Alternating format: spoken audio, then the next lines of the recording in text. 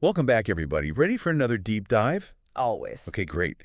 Today, we're going way back. We're Yeah. looking at how humans have, well, survived. Right. We've got these excerpts from, what's it called? Humanity survival. Yeah, Humanity's Survival, A History of Overcoming Peril. Long title. Yeah, a little bit. But, when you think about surviving, you think about, like, I don't know, traffic accidents, right? Yeah. Or like a bear encounter, maybe. But turns out, statistically, things were a lot crazier just a few decades ago. Oh, yeah, for sure. The world, honestly, it was a lot more violent just 40 years ago. Really? Yeah. I mean, the murder rate in the U.S. was almost double what it is now. Wow. And we were all living under this threat of nuclear war. It was a different time. It really makes you think, we're here, we're talking, but so many people before us went through some seriously scary stuff. Absolutely. Like the Spanish flu, World War II. Those were global. Global events that really shook things up. Yeah. And our ancestors, they made it through. It's kind of amazing. Right. It's in our DNA, that resilience. Totally. And it wasn't just luck either, right? No, not at all. It took real adaptability, that ability to bounce back and, people working together. From operation. Exactly. You need that to overcome those kinds of obstacles. It makes you wonder if those same qualities, if those were what help us thrive today, even if the threats look a bit different. That's a great point. So let's go even further back, way back to the Black Death. Right. This pandemic, I mean, it wiped out something like 30 to 50% of Europe. Incredible. Hard to even imagine. Makes you realize how vulnerable we can be.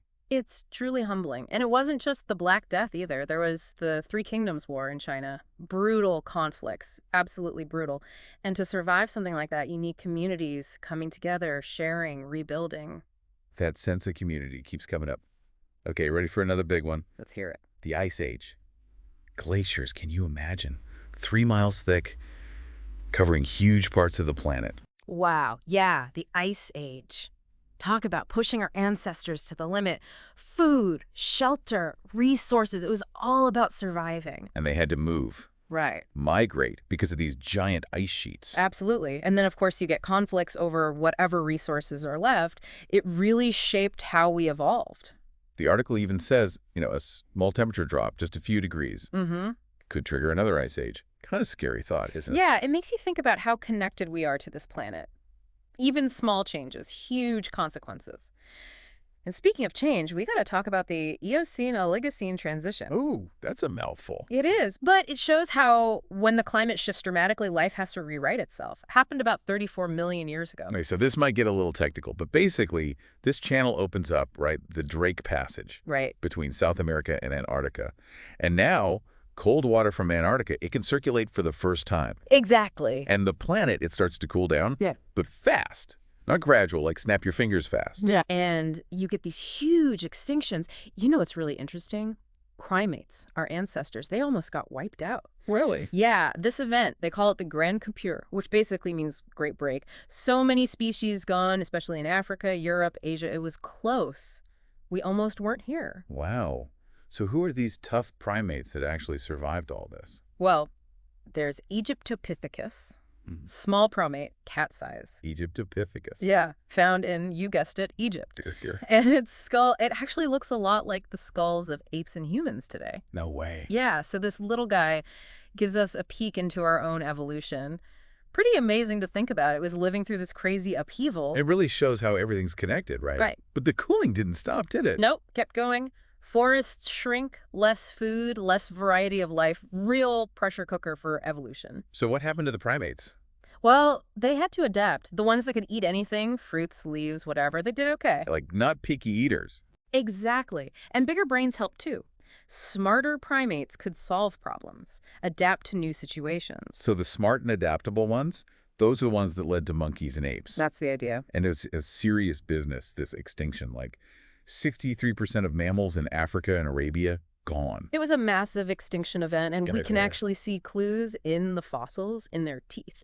Teeth. Yeah, tooth diversity went down during this period. The survivors, they were the ones who could eat anything. The specialists, the picky eaters, they didn't make it. So being adaptable, that's the key. Seems like it. So what happened to our little buddy, Egyptopithecus? Well, he disappears from the fossil record around 29 million years ago. But a new player comes in, Proconsul, one of the first true apes. Evolution keeps going, right? Always. And the planet's still changing?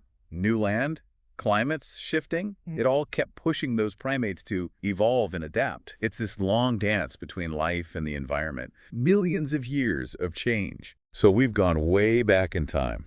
Ready to fast forward a bit to something a Awesome. little more recent, but let me tell you, totally terrifying. Okay, lay it on me. A massive volcanic eruption. 536 AD. Oh, wow. Might have been in Iceland. It sent up this huge ash cloud, blocked out the sun. Really? Yeah, for a long time. Imagine, like, constant twilight. Temperatures drop, crops fail, famine everywhere, rivers frozen, sun's just this dim thing in the sky. Wow. It was bad. And just when you think, okay, it can't get worse, Uh-oh. here comes the Justinian plague. It's like a 1-2 punch. Pandemic on top of everything else, people are already struggling, and then this disease hits. It's a reminder that challenges, they don't happen one at a time, do they? Our ancestors, they had it rough. Natural disasters, disease, not enough resources, conflict. But they made it through. They adapted, rebuilt. It's amazing. I mean, seriously, volcanic eruptions and plagues back to back puts our problems in perspective, huh? Right? What would they think about our worries today, I wonder? I bet they'd have a few things to teach us about resilience. And it wasn't just the big events, right? No, they had everyday stuff to worry about, too. Things that would probably freak us out now. Like what? Imagine running into a saber-toothed tiger. Oh, yeah, no thanks. Or just trying to find food in the middle of an ice age winter. They were constantly using their skills, figuring things out just to stay alive. It makes you realize how much we take for granted. Definitely. And it wasn't all about being strong either. You had to be smart, quick on your feet. Resourceful. Yeah, exactly. Always trying new things, new tools, learning from their mistakes. And they had each other, right? They weren't alone. Right. We tend to think of the lone survivor, but really it was all about cooperation.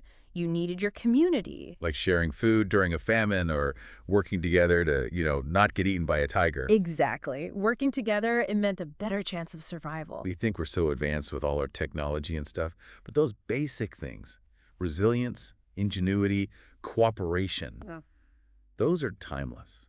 Absolutely. It's like they're built into us, passed down from all those who came before. It's a pretty amazing legacy. And it wasn't just about surviving either. No, it was about making things better. They wanted better lives for themselves, for their kids. So what can we learn from all this? I mean, we're not exactly facing saber-toothed tigers anymore. True. But we've got our own stuff to deal with. Climate change, politics, all that. How do we use that wisdom from the past to deal with today's problems? Big question. It is. But I think the first step is realizing we're not the first ones to go through tough times. We come from a long line of survivors. It's like we've got this built-in resilience. Yeah, exactly. They adapted to crazy environments, overcame obstacles we can barely imagine. We can do the same. So it's not about ignoring the problems. It's about knowing we can handle them. Right. Remember how adaptable humans are. We've been through a lot, but we always come out on the other side. It's almost like a superpower, right? It kind of is. And remember, just like our ancestors, we need each other. We can't do it alone. So strong communities working together. Exactly.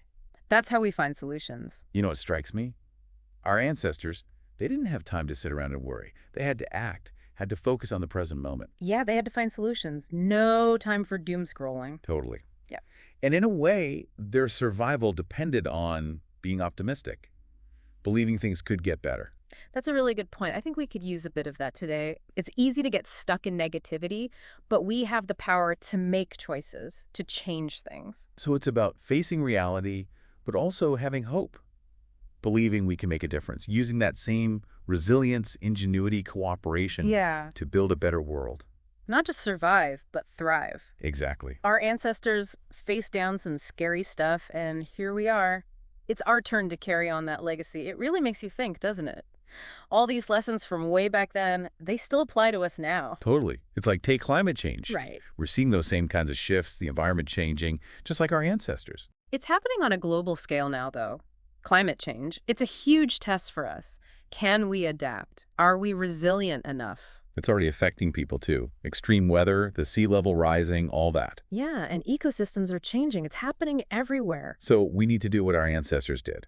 Be innovative, find new ways to survive. Exactly. New energy sources, better infrastructure, stuff that can withstand whatever's coming. We have to change how we do things, how much we consume. We got to be proactive about it. But it's not just about the technology. Nope.